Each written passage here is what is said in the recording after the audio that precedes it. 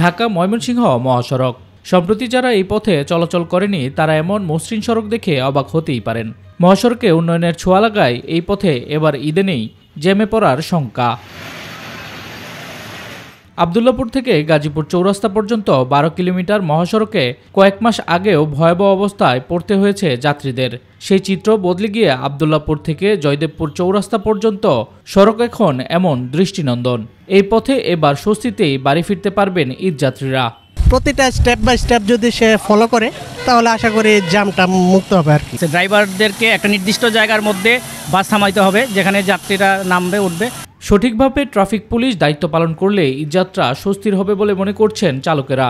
মহাসড়কে জ্যাম না থাকলে বিভিন্ন কাউন্টার থেকে ছেড়ে আসা দূরপাল্লার পরিবহন নির্ধারিত সময়ে আসতে পারবে বলছেন পরিবহন সংশ্লিষ্টরা। মেট্রোপলিটন ভালো উদ্যোগ নিচ্ছে, যানজট রাস্তা মোটামুটি ক্লিয়ার আছে। পুলিশ যদি ডিউটি করে ঠিক মতন তাহলে মহাসড়কে কোনো যানজট থাকবে না। রাস্তা তো বস মোটামুটি ক্লিয়ারই আছে, বেশি তেমন একটা জ্যাম নাই।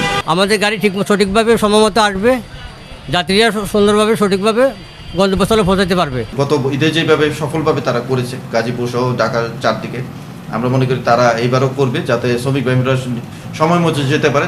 ঈদযাত্রা স্বস্তিদায়ক করতে 500 জনবল নিয়ে কাজ করছে গাজীপুর মেট্রোপলিটন ট্রাফিক পুলিশ।